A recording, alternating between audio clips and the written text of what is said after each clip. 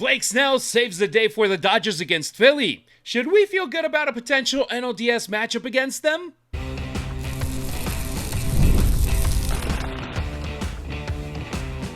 You are Locked On Dodgers, your daily Los Angeles Dodgers podcast. Part of the Locked On Podcast Network, your team every day.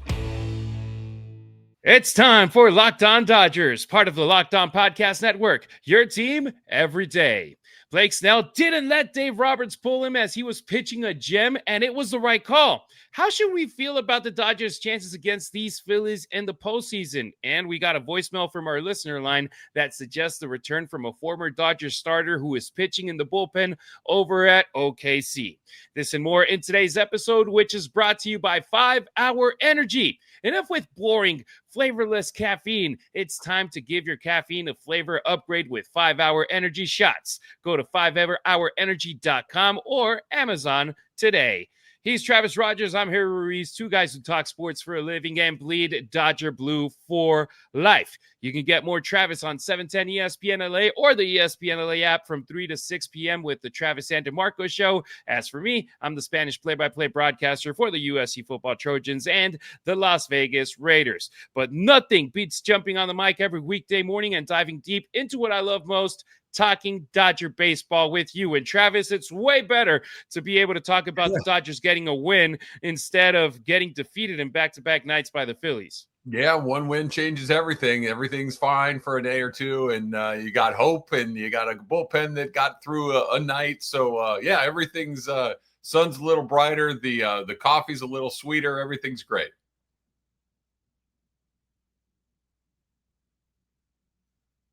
Absolutely. Sorry, technical difficulty right there. And the best part is the boys in blue, they're back on track. They still were able to keep that 2-game lead in the NL West because we always lead off our shows now with scoreboard watching. The Padres beat the Mets 7-4 on the road, so the Dodgers avoided being swept by the Phillies, left them 2 games ahead of the San Diego Padres in the NL West, and that was key. The man who deserves all the credit right now, Travis, Blake Snell.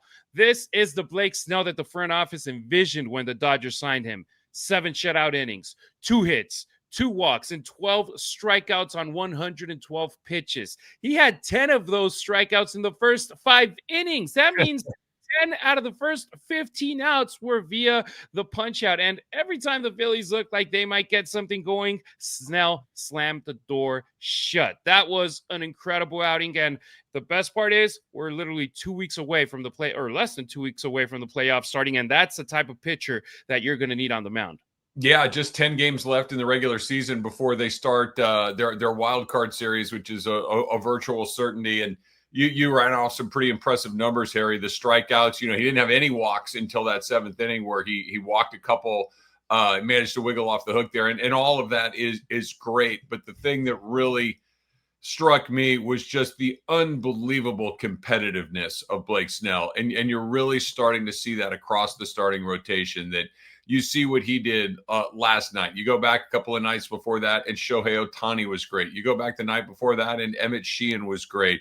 Clayton Kershaw has had a really nice year. Tyler Glasnow has, I think, given up 2 or 3 hits over his last 14 innings or something crazy like that. That all the Yamamoto's been Yamamoto basically all season long. They just can't score any runs for him. But Snell just kind of elevated everything last night. The way that he refused to come out of the game, the emotional display that he showed when he got that final out in the 7th inning.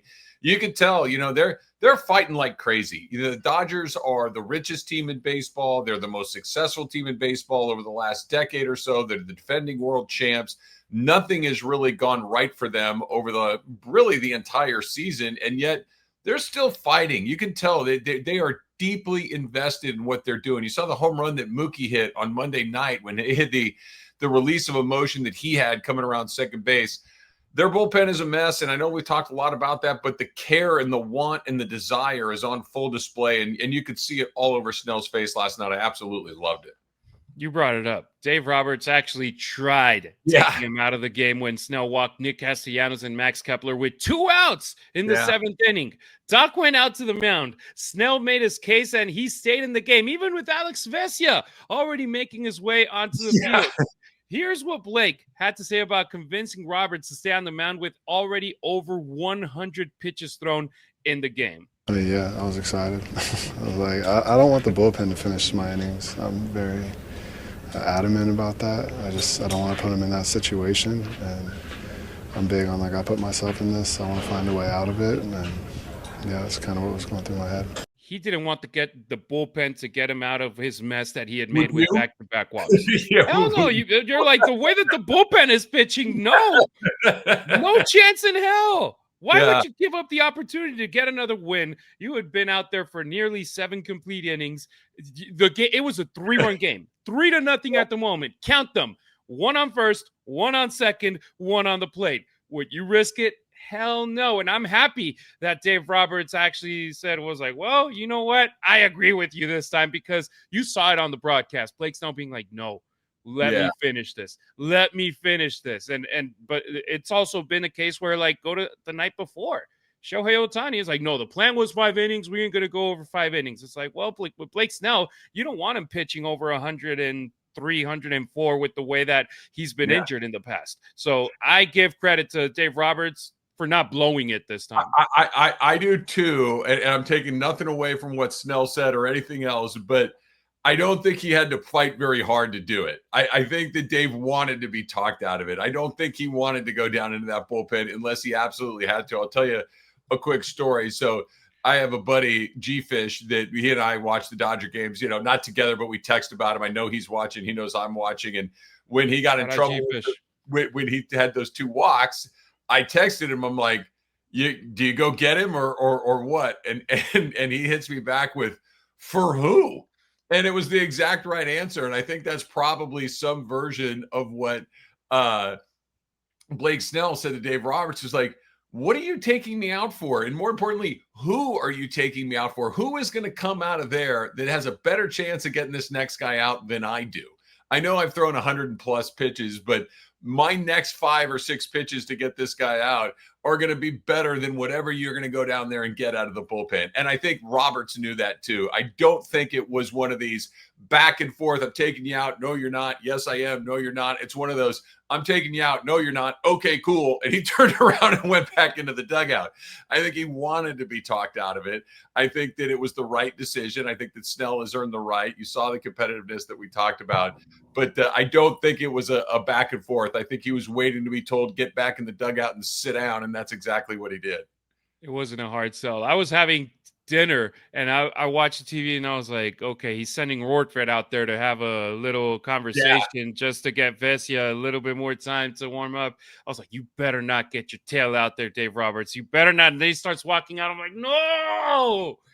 But then I celebrated the moment that Snell actually convinced him to go back. And I was like, let's go. But let's remember, the first 2 pitches were balls. I know. It was 2-0, and it was like, oh God, here comes the breaking down in shambles. And no, he got 3 straight strikeout, and we were all celebrating.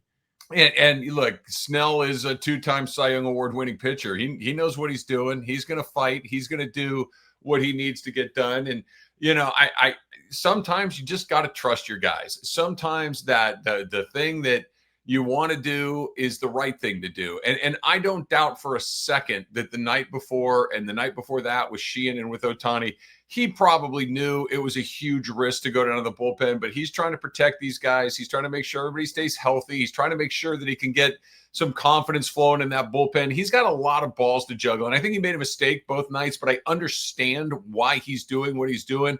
But last night it was just kind of, you know what? Forget it. I'm just going to ride my horse. I'm going to live or die based on my 2-time Cy Young Award-winning pitcher getting one more guy out. I'll bet on that, and it worked out for him. And I was thrilled to see it. It was great. It was like, screw analytics. I'll take the bullet for this one from the front office and just go out there, pitch to this guy, get us through 7 innings, which with the one more guy, just one more guy. And because at that point, the pitch count was up there. You get the Vesia in this case.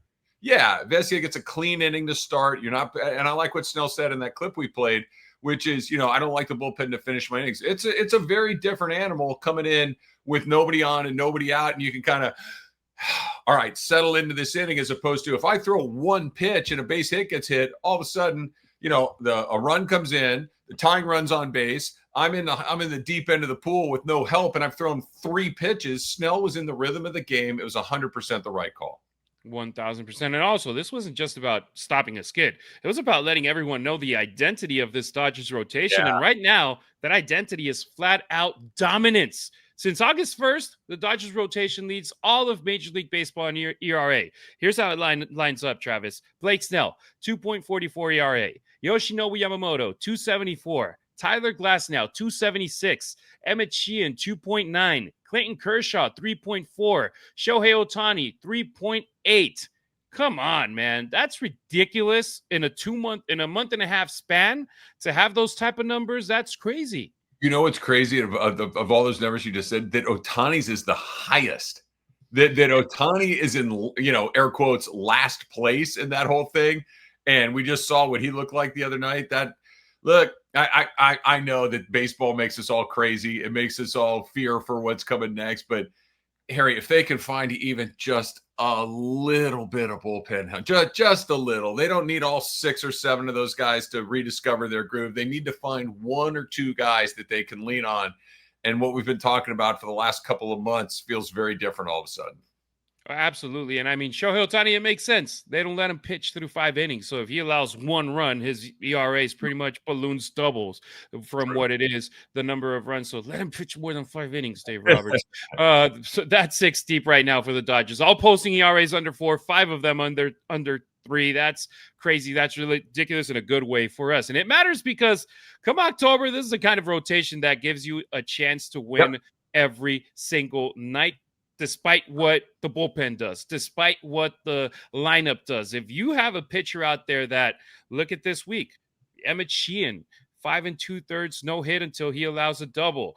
Shohei Ohtani, 5 no-hit innings. Blake Snell, 7 innings, 2 hits. The last 2 out of the last 3 batters he faced were walks. That's why he allowed 4 base runners the whole night. It's crazy. But here's the question right here for everybody. Should Dodgers fans actually feel confident in a potential NLDS faceoff with Philadelphia, a team that beat the Dodgers 4 times out of 6 tries this year? Next on Locked On Dodgers, we'll break down this possible October matchup. Caffeine just got a flavor upgrade. 5-hour energy shots deliver tasty caffeine in 17 bold flavors. Each 2-ounce shot packs the caffeine of a premium 12-ounce cup of coffee, plus B vitamins and nutrients with 0 sugar and 0 crashes. What I love most is how portable they are. Big taste, tiny shot. You can take it anywhere and get that boost when you need it. I've been eyeing the Grape Blast flavor too. It sounds like the perfect one to try next. Enough with boring, flavorless caffeine. It's time to give your caffeine a flavor upgrade with 5-hour energy shots, which you can get right now online at 5hourenergy.com or Amazon today. Get the favorites that you love, or be bold and try something new in store and online. Don't forget to follow Locked On Dodgers not only on YouTube, but on X, Instagram, and TikTok as well. You can find Travis on social media at Travis Rodgers on X and Instagram. Meanwhile, I'm at Harry Ruiz on X, at Harry_Ruiz on Instagram, and at Harry Ruiz_ on TikTok. All right, so let's talk Dodgers, Phillies in October, because as good as the Dodgers looked on Wednesday, the season series didn't go their way. Phillies took 4 out of the 6 matchups, but 3 of those wins were by just a single run. That tells you how thin the margin could potentially be once they face each other in the postseason, if they do. Travis, are you encouraged after this week's series about potentially facing the Philadelphia Phillies in the NLDS? Yes. I am. I'm encouraged by the Dodgers facing just about anybody in the National League. And let me explain. Number one, I think the Phillies are the one team that the Dodgers have in a potential opponent. Maybe San Diego, you could throw them in there too. That might have as good of a roster as the Dodgers do. Maybe not quite, but at least it's close. When you look at the Phillies and you've got guys like Harper and Schwarber, they're going to get Trey Turner back. They've got Alec Boehm. They've got really good players on the Philadelphia Phillies. So do the San Diego Padres. But they're not better than the Dodgers, right? The Dodgers have a bunch of really good players too. My confidence comes from the Dodgers have as good or better players than everybody. And when it comes to the Phillies, I'm confident that if the Dodgers play the way that, quite frankly, the way that they played in almost all of these 6 games is good enough to beat them. The question is what the question has been all along. It's how do you get those last 5, 6, 7, 8 outs in the game without having it slip through your fingers? So while there's a ton of confidence that they can beat somebody, there's a ton of nerves. There's a ton of, trepidation when it comes to the back half of these games. There's not one team that the Dodgers can't beat, and there's not one team that the Dodgers can't lose to. I think that's the big difference heading into. And I know that's always been true. We saw them lose to the Nationals a few years ago. We saw them lose to the Padres. We saw them lose to the Arizona Diamondbacks, where the Dodgers clearly had the better team. And they have the better team this year too. But we've seen it play out in reality this year more than we had in those other seasons, where a bumpy inning or two and the game is over, and then quickly a series could be over. We know how that goes. But yeah, I mean, you tell me what you think, Harry. Watching these games the last 3 nights, I don't think the Phillies are better than the Dodgers. They might have a slightly better bullpen. Hell, let me rephrase. They definitely have a better bullpen than the Dodgers do, but the Dodgers can score runs. They're going to lean on their starting pitching more, and yeah, I feel pretty good about it. Look at the Dodgers bullpen against the bullpens all over baseball right now. The Dodgers are ranked almost dead last. Right now they are, well, not dead last, but 20th. And I bet they're dead last, Harry, when it comes to the 12 teams that are going to make the playoffs. They might be dead last. They might not be dead last in all of Major League Baseball, but when you look at the 12 teams or the 14 teams that are in the mix to go to the postseason, if they're not 12th or 14th, I'd be stunned, because it's, quite frankly, it's a bit of a testament to how good their offense has been, how good their starting pitching's been, that they've been able to keep themselves in this despite a bullpen that has just been, a tire fire for the last couple of months. So that obviously is the weak spot, but everything else I think heads the Dodger way. Yeah, no, my confidence right now just relies on the starting pitching, because the Phillies, they might have won the series, but they didn't hit the starting pitching this week at all against Snell, Yamamoto, Glasnow, Sheehan, Kershaw, Ohtani. I have very much confidence that they're going to do well. You look at the way that Sheehan, where he didn't start the game, there was an opener, but then he came right in. The way he went five plus innings, the way that Shohei Ohtani went 5 no-hit innings, the way that Blake Snell went 7 innings, only 2 hits. They went a combined 3 for 56 against these 3 pitchers. That's a .054 batting average. They struck out 24 times in those 56 at-bats. That's amazing. That's where my confidence relies right now with the Dodgers, because what does that tell us? That the Dodgers rotation can absolutely control this series. The problem is the bullpen and the offense. Philadelphia found ways to squeak out those 1-run wins, and that's the danger of October baseball. You can dominate most of the game, but if you can't tack on insurance runs like the Dodgers did late in the game last night with that Shohei Ohtani home run, with that sac fly from Tommy Edman, or if the bullpen doesn't hold up, that's when a Kyle Schwarber or a Bryce Harper or an unsung hero can beat you with one swing, and that's where you got to be very, very cautious with. Yeah, you're right, and I would sign up with that 100% with what you said. But I do think that you mentioned something in there that I think is worthy of a second mention, which is the Dodgers had the lead and fell behind and caught up in all, not last night, but in the first 2 games of the series. They showed a great deal of offensive resiliency. We saw that big Mookie home run. We saw that big Andy Pages home run. We saw them be able to manufacture some runs along the way that, we've seen this team in the past when they're not hitting home runs, they don't score. When they're not able to get a lead, they tend to kind of linger around. And this team, especially in San Francisco as well, going back to that series, they showed that even if they fall behind, they keep coming forward. They keep fighting. They're incredibly resilient offensively all of a sudden. And, offense good, starting pitching good. Question is, can you fix that bullpen? We're going to keep saying that until they're either out of the World Series or out of the playoffs, or they hold up the trophy and we're like, they figured out how to do it. Those are the only 2 endings. Yeah, so where should the Dodgers' confidence level be? I'm going to call it cautiously optimistic. If you're looking at the starting pitching matchup, the Dodgers, in my opinion, have every reason to feel good. But when you look at how Philadelphia has played them very tough in late game situations, you know that this isn't going to be a catwalk. And look, at the end of the day, I feel that would make a potential run at a back-to-back World Series championship even sweeter, even better. We go back to last year, the Dodgers fans, we don't remember the World Series as stressful. We don't remember the NLCS as stressful. We remember the NLDS as going into that game 4 being a bullpen game, being like, oh my God, are we going to blow it again in the NLDS against a divisional opponent? And they saved it. They were able to win it in 5 games. But how nervous were we for that game 4? How nervous were we for that game 5? We were wrecks, and then we were able to get through it. I feel that it would make it even sweeter in case the Dodgers end up going back to back. I think you're right. I think you're absolutely right that the last several years until last year was always oh no, what's going to happen? We got the best team. We've got the best relief player. We got the best starting pitching. You got the star power. What's going to go wrong? And this year everything's been going wrong all season long. I mean, that this team is only going to win, somewhere 92, 93, 94 games is really bizarre. We were talking about something in the teens potentially. And yet, if they can find a way to ham and egg this thing, you can find a way to, I was thinking about this on my radio show the other day. In the event that the Dodgers get to the World Series and they got a chance to close it out, and that's a big if at this point, but bear with me here. Who's standing on the mound for that last out? Like, and what's interesting is there's might be 6 or 7 guys you can pick, and maybe none of them other than maybe 1 or 2 are a relief pitcher. Like it almost feels like you're going to see Blake Snell out of the bullpen. You're going to see Emmett Sheehan out of the bullpen. You're going to see Yamamoto pitch in game 2. And then all of a sudden in game 6, he's coming out of the pen to slam the door. Like it just feels like that's a real possibility all over again.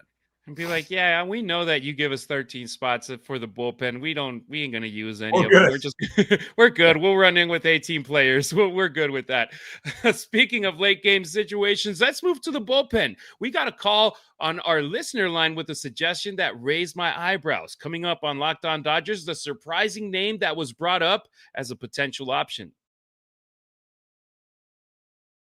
Most people cannot name all of their financial accounts or, quite frankly, even what they're worth, whether we're talking 401ks, properties, or investments. And when you don't have the full picture, you can end up leaving money on the table. That's why there's Monarch Money. It's an all-in-one personal finance tool that brings your entire financial life together in one clean, easy-to-use interface right there on your laptop or on your phone. And Monarch is built for people with busy lives. And really, that's all of us, right? If you've put off organizing your finances, Monarch is right for you. Monarch does the heavy lifting for you. You can link all your accounts in just minutes, see clear data visuals, get smart categorization of your spending, and finally feel in control of your money without ever having to touch a spreadsheet. You can identify that maybe you're not saving as much as you thought because Monarch's going to help you notice an inefficient investment allocation and discover forgotten 401ks from past jobs. We're talking maximizing investments, increasing your savings rate, easily reviewing your finances with your partner, week to week, long-term, etc. A clear view of your financial health. So don't let financial opportunity slip through the cracks. Use code LOCKEDONMLB at monarchmoney.com in your browser for half off your first year. That's 50% off your first year at monarchmoney.com with the code LOCKEDONMLB. Thanks for making us your first listen wherever you may be tuning in, either on your favorite podcast app or our YouTube channel. Subscribe to it. Smash that notification bell so you never miss a beat. Full episodes, hot takes, breaking Dodgers news, and the Dodgers postcast show with Pete Fox live after the final out of every game. If it drops, you're on it. That's how you become an everydayer here on Locked On Dodgers. All right, time for the listener line, 279-3-LOCKED or 279-356-2533. If you're watching us, it's right there in the bottom of the screen. If you want to have a chance to be a part of our show, hit it up. We got a voicemail from Daniel Valenzuela from Pico Rivera, who currently resides in Colorado Springs. He is suggesting the Dodgers to take a look at a guy who's been mostly forgotten this season. Someone who looked like a guy who could be a rotation mainstay, but over time, his effectiveness just fell off. By the way, Travis doesn't know who we're talking about. I haven't told him the name. I wanted to get his reaction, and right there, you heard it, you watched it. Let's go with Daniel from Colorado Springs. Hey, why don't we bring Bobby Miller? I mean, what the heck? I mean, you know, give him a chance. He's doing relief down in Oklahoma. Give him a shot. What can hurt? I mean, come on. He's got to be just as good as the other guys that keep blowing the games for the Dodgers. Give Bobby Miller a shot. If it doesn't work out, it doesn't work out. But at least Give him a shot. Thank you, sir. And you guys got a great show. Hey, Daniel, we appreciate you. Thanks so much. By the way, a retired Army vet, so thank you for your service. Thank you for everything you've done for our country. We take our hats off for you. Bobby Miller, remember him, Travis? Made his debut. Oh, yeah, I remember him. I remember him. Made his debut back. I appreciate it all, Daniel. Like, sincerely, thank you for listening to the show. Thank you for the nice things you said. Here's where I think Daniel's right. How much worse could it be? He said how as good as the other guys. I would say he could be as bad as the other guys right now. Fair enough. You're right. Yeah, he's as good as the other guys, which is somewhere down here. Yeah, I mean, look, I have given it up, Harry, when it comes to saying, okay, it can't be this guy, it can't be this guy. He walks too many guys. He's not in the strike zone enough. None of these guys are. And if you want to try Roki Sasaki out of the bullpen, if you had asked me that 6 weeks ago, I would have said get out of town. If you would have said Bobby Miller 6 weeks ago, I would have said get way out of town. That Bobby Miller has what I like to describe as big eyes.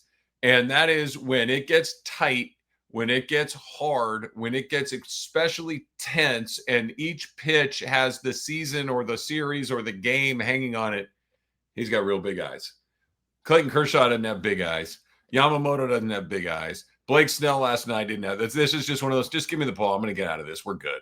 And Miller has never really demonstrated that to me. Now, to Daniel's point, dude's got electric stuff. Like Bobby Miller was supposed to be an anchor, a mainstay in this rotation going back to last season. And, he had a pretty good year 2 years ago, and then he just really seemed to lose it. I know he got hit in the head with that line drive in spring training this year. They brought him up for one start. It didn't go particularly well. He doesn't throw a lot of strikes, unfortunately, which is, anybody that's one of our everydayers knows that's something that makes me want to pull what little hair I have left out of my head. But I'll be honest, Daniel, sure. My only thing is, if you're going to do that, if you're going to do a Bobby Miller, if you're going to do a Brock Stewart, if you're going to do a Roki Sasaki or whoever these guys are that haven't really done it all season long, these last 10 games, you got to do it. You got to get an idea of what they are and who they are and how they're going to respond, because these games are tense. They're meaningful. Let's see what it looks like. But I'm open to any. I knew where he was going when you were setting it up, Harry. I thought that was the name that it was going to be. And my initial reaction was get out of here. But, Daniel might be right. At this point, try anything. Yeah, this year Miller has spent most of his time in AAA with the OKC Comets. Said since late July, he's been pitching out of the bullpen. Right there, Daniel said, why not give him a shot out of the Dodgers bullpen for October? So let's check the numbers. 17 relief outings. In 8 of those, he gave up at least 1 run.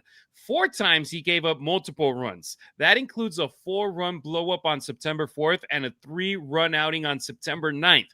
That's not the kind of consistency you want to see if you're trying to earn a playoff role with the big league club. And look, yesterday I did say anyone who's available we'll take, and I meant it. We were joking about Brock Stewart and even Roki Sasaki, but I would take them. With Bobby Miller, as much as I respect what he once looked like he could be, it's a no for me, dog. I mean, October isn't the place where you experiment with a guy who's still trying to figure it out. He played twice with the big league club this year. In his first game, 6 earned runs in 3 innings. In his second game, 3 hits, 1 earned run, 1 walk, and that was it. And we haven't seen Bobby Miller back in LA.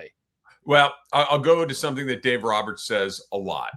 And he, when he's talking about Tanner Scott, when he's talking about Kirby Yates, he's talking about Blake Trinan, Alex Vesia, Bonda, all of the guys that they've really leaned on most of this year. And I'll take guys like Dreyer and those guys and put them in a different category because they're relatively new. But what he always says is these are guys that have proven themselves at the major league level. They just have to do it again. That we know that the stuff is in there. We know that the temperament is in there. We know that the ability to get major league hitters out in important situations exists. Like, as rough of a season as Tanner Scott has had, we've seen Tanner Scott have major league success in the postseason against really good hitters. Same thing with Kirby Yates, same thing with Blake Trinan, same thing with Michael Kopech, like right on down the line. We've seen it.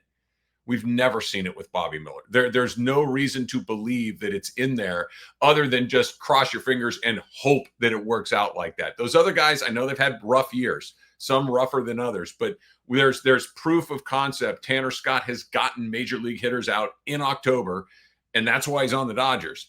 That's not true of Bobby Miller. Yeah, we appreciate the call. Absolutely. Great call From Daniel. Yeah. I mean, he put it out on our radar because I absolutely had forgotten about Miller, because he's become someone that, I mean, I don't think that the Dodgers can even look at right now, but it's a good topic of conversation right there for us, because you need someone to trust in the 7th, 8th, 9th. I don't know how Bobby Miller right now would become that guy. If he ends up becoming it, great. And we'll give credit to Daniel to be like, hey, he might have had somebody in the front office listening to the show and be like, hey, let's go. Well, that'll do it for today's show. If you're still craving more baseball talk, have the all-new Locked On MLB Game Night be your second listen. Every game, every night, all season long. Get local analysis on a national scale.